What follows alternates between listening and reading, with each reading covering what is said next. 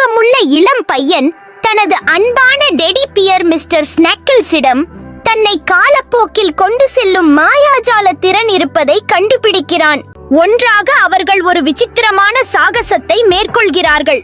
வெவ்வேறு வரலாற்று சகாப்தங்களுக்கு செல்கிறார்கள். அங்கு அவர்கள் லியோனார்டோ டா வின்சி போன்ற பிரபலமான நபர்களை சந்தித்து கலை கண்டுபிடிப்பு மற்றும் படைப்பாற்றலின் முக்கியத்துவம் பற்றி அறிந்து கொள்கிறார்கள்.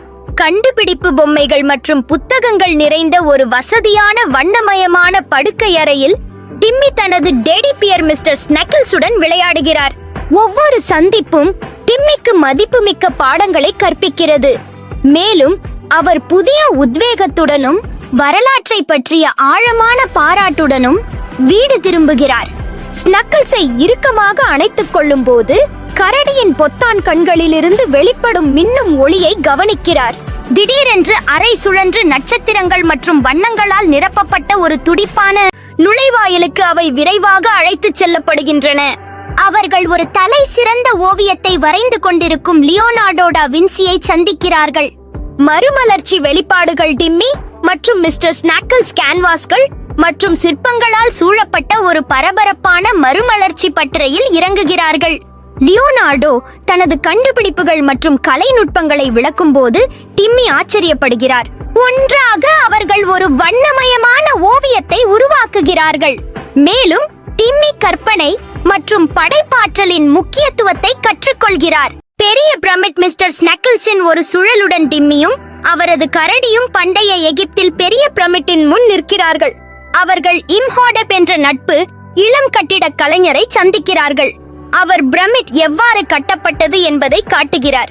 ஒரு சிறிய மாதிரி பிரமிட்டை முடிக்க அவர்கள் ஒன்றாக வேலை செய்யும் போது குழுப்பணி மற்றும் விடாமுயற்சி பற்றி அறிந்து கொண்டு டிம்மி ராட்சத கற்களை அடுக்கி வைக்க உதவுகிறார்.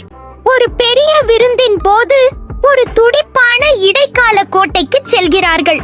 ஜிங்கிள்ஸ் என்ற மகிழ்ச்சியான நகைச்சுவையாளரை அவர்கள் சந்திக்கிறார்கள். அவர் அவர்களுக்கு வேடிக்கையான விளையாட்டுகளையும் நடனங்களையும் கற்றுக் கொடுக்கிறார். டிம்மி கொண்டாட்டங்களில் கலந்து கொண்டு மகிழ்ச்சி மற்றும் சிரிப்பை பற்றி அறிந்து கொள்கிறார்.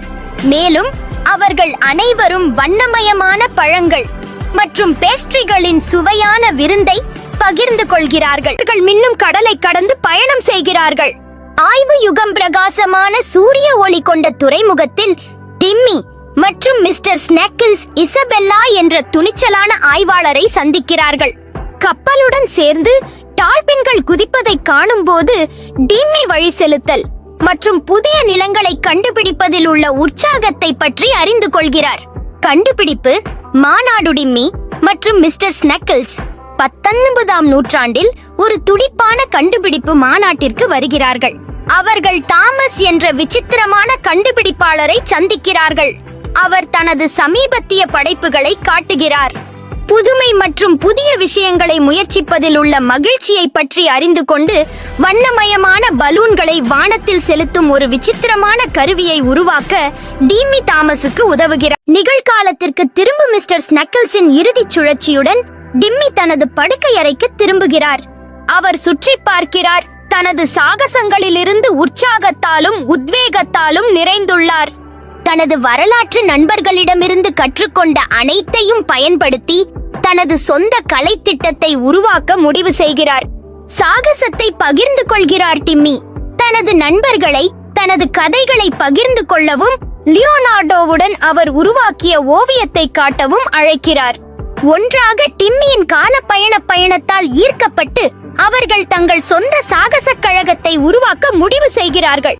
டிம்மி பெரிய பிரமிடு இடைக்கால விருந்து மற்றும் துணிச்சலான ஆய்வாளர் பற்றி அவர்களிடம் சொல்லும்போது அவர்கள் ஆச்சரியத்தால் கண்கள் விரிந்து சுற்றி கூடுகிறார்கள். சூரியன் மறையும் போது டிம்மியும் மிஸ்டர் ஸ்னக்கிள்ஸும் ஜன்னல் அருகே அமர்ந்து நட்சத்திரங்களை பார்க்கிறார்கள்.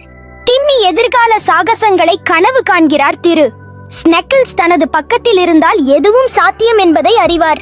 மின்னும் நட்சத்திரத்துடன் திரை கருமையாகி வரவிருக்கும் சாகசங்களை குறிக்கிறது.